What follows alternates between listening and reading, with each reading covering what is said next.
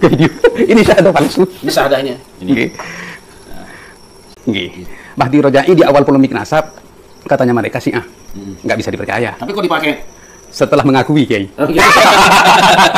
Selain menulis buku bantahan terhadap buku ini, Kiai, kami juga menulis tentang hurufat, Kiai.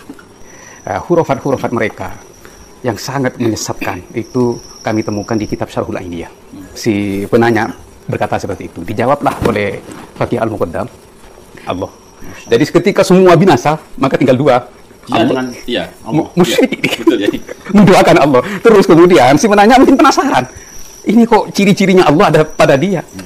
Man Muhammad Faqih Al-Muqaddam? Siapa sebenarnya Muhammad Faqih Al-Muqaddam ini? Kemudian Faqih Al-Muqaddam itu menjawab, Anallah. Pingsan langsung si penanya itu, Kiai. Subhanallah, la haula wala quwwata illa billah. Itu ada di kitab mereka ya? Ada di kitab mereka.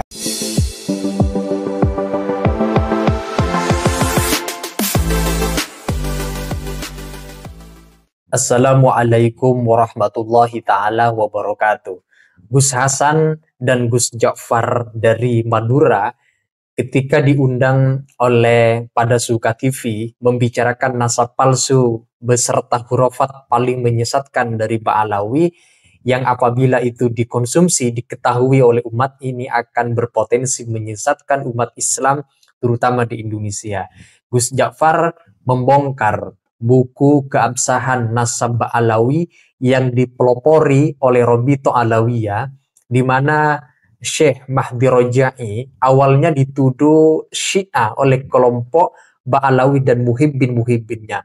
Namun dalam buku keabsahan nasab sada Ba'alawi justru mengutip pendapat Syekh Mahdi Rojai karena setelah dipertimbangkan malah dapat menguntungkan penguatan legitimasi buku keabsahan nasab sada Ba'alawi yang mereka tulis. Termasuk Gus Ja'far dan Gus Hasan sedikit membongkar kitab Ba'alawi paling berbahaya apabila dibaca umat secara keseluruhan. Beliau berdua ternyata juga menyebut kalau leluhur Ba'alawi seperti Faqih Muqaddam itu dikatakan menyamakan dirinya sama dengan Tuhan. Ini sebuah rahasia, khurafat, dan juga doktrin yang menyesatkan bagi umat Islam di Indonesia dari leluhur Ba'alawi, kemudian dibongkar oleh Gus Hasan dan Gus Ja'far asal Madura. Beliau berdua akan membongkarnya katanya dalam buku yang sebentar lagi akan diterbitkan untuk membantah buku keabsahan nasab sada Ba'alawi karangan tim Robito Alawiyah yang ditemukan beberapa kedustaan, kepalsuan, dan penyesatan bagi umat Islam di Indonesia. Nah, untuk itu teman-teman mari kita simak diskusi hangat, penuh makna, penuh ilmu antara Gus Hasan, Gus Ja'far yang diundang oleh Padasuka TV beberapa waktu lalu menyangkut mengenai bagaimana hurufat dan kepalsuan nasab sada Ba'alawi. Nah, untuk itu teman-teman mari kita simak dalam video berikut ini. Buku ini mereka itu menampilkan syahadah dari salah seorang oknum Ba'alawi yang bermarga Faqih. Nah ini ya. Coba ke video. Ini syahadah palsu. Ini syahadahnya. Ini. Okay. Kalau di PDF kami ini berwarna ya. Di PDF-nya itu berwarna. Nah, bisa kelihatan? Bisa kelihatan nggak? Nanti di foto ditampilkan. Okay. Jadi ini Kiai, kenapa kita bisa mengetahui kok ini palsu? Nah punten ya, itu akan ada di catatan kakinya itu, ya kan? Itu kan alamat Google Image-nya. Iya. Dari mana foto ini mereka ambil, gitu kan?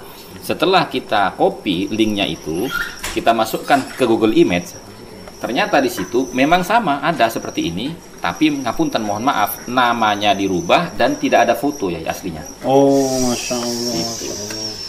Jadi ini pemalsuan dokumen. Pemalsuan data dan dokumen.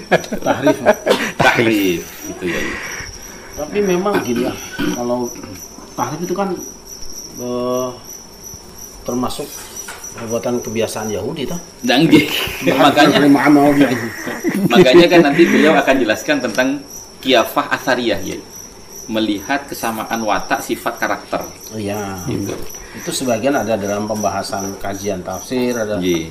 mungkin di buku saya ini tahun 2005 juga iya. sudah sebagian ada kita tulis, tapi saya tidak menyebutkan bahwa ini hubungan dengan siapa sebetulnya. Nggih.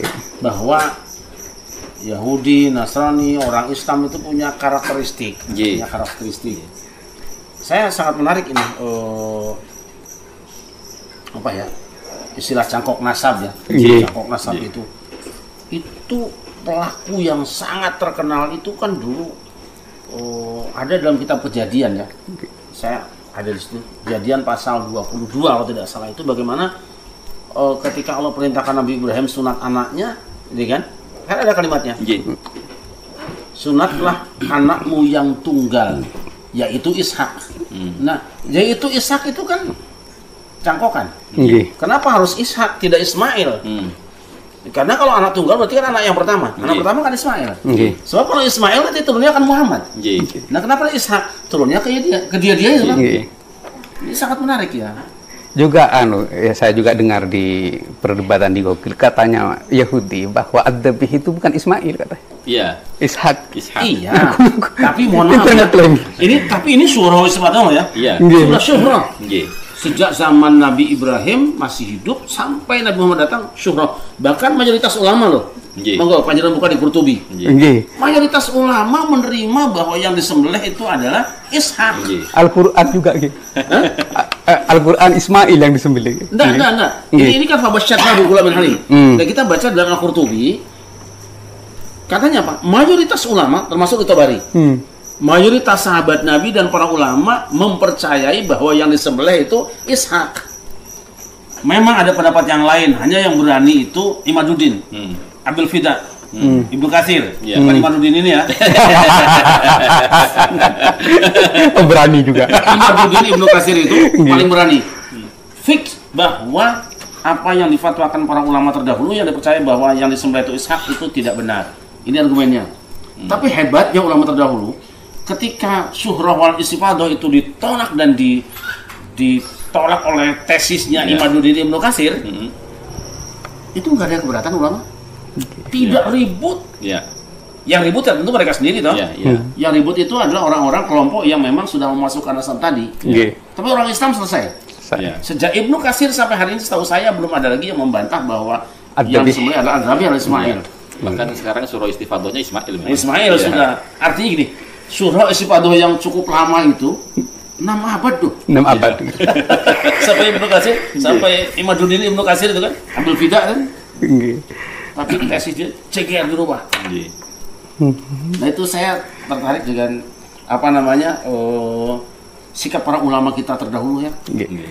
Dan ini Kiai, saya ingin bertanya kepada panjenengan selaku salah satu bagian tokoh akademikian. Nah, dalam penulisan buku, apakah boleh menggunakan referensi dokumen pribadi? Tidak boleh. Nah, ini secara akademik ya, Iya. tidak boleh. Berarti, Ada kalanya diperbolehkan, tetapi dia buku yang sudah selesai dan telah diujikan, diterima. Nggih. Kan ada, misalnya lihat buku saya judulnya ini, tetapi buku itu harus merujuk kepada referensi sebelumnya. Nggih, maksudnya ini dokumen pribadi yang memang tidak bisa diakses orang lain. Oh, nggak bisa, itu nggak adil. Nggak adil nggih. Di dalam buku Keabsahan Nasab Ba'alawi ini Kiai, di mana dia itu mengatakan Kiai Imaduddin itu tidak paham ilmu nasab, kata beliau, kata mereka yang nulis ini. Karena masih meminta catatan kitab sezaman. Padahal setelah kita kaji buku ini, ya tentunya bersama dengan Kiai Ja'far dan Kiai Abdul Ghalib Sahuri, ketika dia ini mengatakan bahwasanya Kiai Imaduddin tidak paham dengan ilmu nasab karena masih meminta verifikasi kitab zaman, buktinya mereka itu melampirkan sekian banyak pernyataan-pernyataan para ulama yang katanya an-nasabah, tapi ketika kita lihat itu masih dokumen pribadi, tidak bisa kita akses kitabnya. Nah, sementara di dalam kitab Rosail fi Ilmil Ansab itu dijelaskan Kiai bahwasanya sumber referensi kitab kalau masih berbentuk manuskrip itu wajib ditahqiq terlebih dahulu dan dilakukan komparasi data. Betul. Nah, kalau sudah ketahuan baru boleh dipakai. Nah, ini banyak sekali Kiai, banyak sekali. Bahkan beliau yang itu Kiai Ja'far, apa namanya, standar ganda tentang Sajarah Mubarakah. Monggo silakan dijelaskan. Mubarakah di sini Kiai. Nah, jadi kitab ini ya, buku di sini mereka ingin mengkanter kitab As-Sajarah Mubarakah karena kitab ini bermasalah, rancu, banyak salahnya. Nah, terus di sini muhakkiknya Mahdi Rojai. Mahdi Rojai di awal polemik nasab katanya mereka Syiah, nggak bisa dipercaya. Tapi kok dipakai? Setelah mengakui Kiai. Oh, gitu. Baru setelah Mahdi Rojai memberikan koror terhadap nasab mereka, baru dipuji sama mereka. Ayatullah, Ya. Syekh Sayyid Mahdi Rojai kan gitu. Itu sebetulnya yang Syiah siapa ya? Langge. Makanya kami sebut standar ganda, Kiai. Artinya begini, ketika Syekh Mahdi Ar-Rajai itu dianggap tidak menguntungkan, maka akan dibunuh karakternya. Nah, ketika dianggap menguntungkan dengan beliau itu membuat ikror tentang keabsahan nasab Ba'alawi, maka akan dipuji dan disanjung. Nah, ketika mereka bernafsu untuk mengkanter Sajarah Mubarakah, Sajarah Mubarakah, mereka abaikan lagi Mahdi Rojai. Iya. Padahal Syekh Mahdi Ar-Rajai di dalam tahqiqnya itu, setelah kami telusuri dengan Gus Hasan di muqaddimahnya itu menulis bahwa kitab As-Sajarah Al-Mubarakah itu adalah karya Fakhruddin Ar-Razi dan itu tertulis fi dhahril kitab. Masya Allah. Katanya mereka Sajarah Mubarakah itu bukan karya Mahdi Ar-Rajai, buktinya katanya. Jadi mereka juga temukan kitab yang sama di Museum Madinah dengan nomor loker yang sama, tapi namanya beda. Ar-Razi. Bahrul Ansar. Nama kitabnya Bahrul Ansar. Oh, iya. Nah, kami bertiga menelpon ke Imad. Apakah benar ini Bahrul Ansar bukan apa Sajarah Mubarakah? Kemudian dijawab oleh Kiai Imad. Setiap kitab yang belum ditemukan namanya atau belum ditahqiq dalam istilah semua kitab atau ini secara khusus, secara umum semua kitab nasab itu dijuluki oleh para nasabah dengan Bahrul Ansab. Di situ berarti kan mereka kurang paham terhadap istilah nasabah gitu. Tapi memang perlu ditahqiq sekarang sebetulnya karya siapa kan kita harus lihat tahun penulisan juga, kemudian siapa penulisnya itu nanti kan dilacak dari periwayatan ilmu biasanya kan bisa diketahui di situ. Banyak buku-buku kitab-kitab karya ulama yang dipalsukan orang diklaim sebagai nama padahal sendiri. Kan? Jelas itu ya, disebutkan oleh Mahdi Ar-Rajai itu.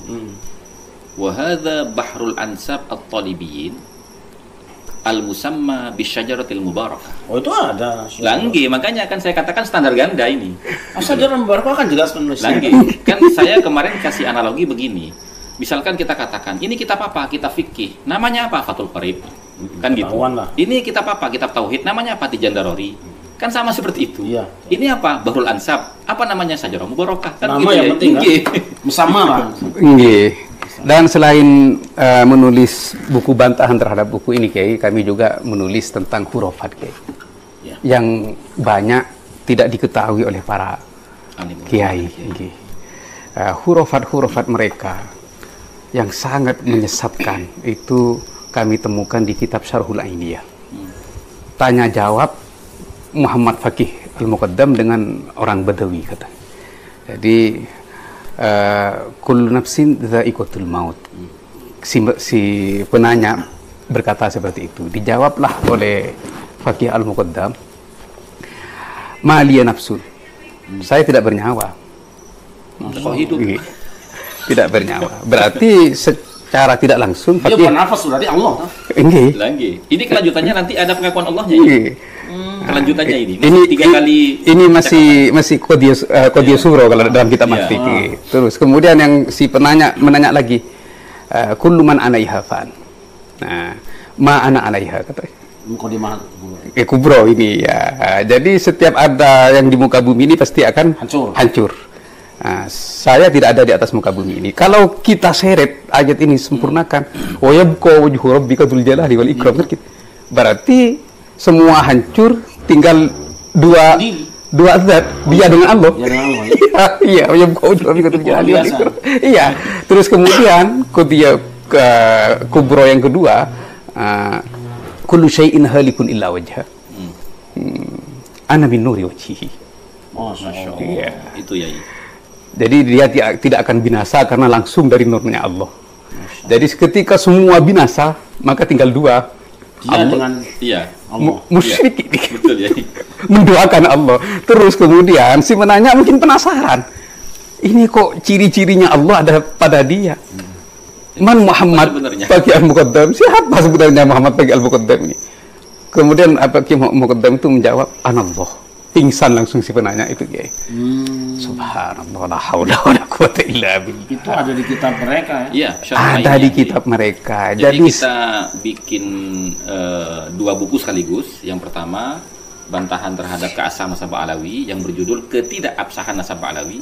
Yang kedua, Hikayat Israiliyat Yahudi versus Khurafat Ba'alawi. Nah, di situ Kiai Ja'far membuat beberapa bab ya. Ijtira' 'ala Allah, Ijtira' 'ala Rasul, Ijtira' 'ala Sahabah. Kemudian yang terakhir Kiai, yang kepada umat itu. Istihana alal ummah. Nah, Masya Allah. Ya. Nggih, Nah, yang iya. tadi itu termasuk di dalam Ijtira' 'ala Allah. Dan itu disebutkan nama kitabnya, pengarangnya, halamannya begitu ya. Saya kira yang penting itu. Yang penting kita bisa menunjukkan marojiahnya, sumber Iya. aslinya. Iya.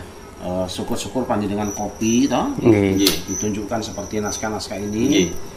Karena tanpa itu ya nanti orang percaya saja ya. Iya. Dulu orang-orang tuh percaya saja ada Uzair anak Allah juga percaya. Ya. Kitab itu Kiai dijual di Ampel. Syarhul Syarhul Ainiyah. Ainiyah. Karena Syekh Mazen teman kita itu juga beli di Ampel 60.000 Gus. Iya. 60.000. Saya kira tuh punya, kayaknya belum punya saya itu. Syarhul Ainiyah. Istisada, ada lah. Tapi kalau Tapi itu belum punya. ini biar teman-teman tahu, kalimat yang terakhir itu dihapus. Dihapus. Oh, Anallah itu dihapus, Dihapus. tapi kami lacak Di manuskripnya. di manuskripnya Ada. ada Kiai. Kita simpan manuskripnya ya. Jadi begini teman-teman ya, kalau beli Syarhul Ainiyah itu di kalimat yang terakhir Anallah itu tuh dihapus teman-teman. Tapi kami punya manuskripnya itu ada Anallah itu. Iya. Nah, ini semoga sampai di telinga MUI dan juga semoga sampai di PB dan ormas-ormas yang lain Kiai.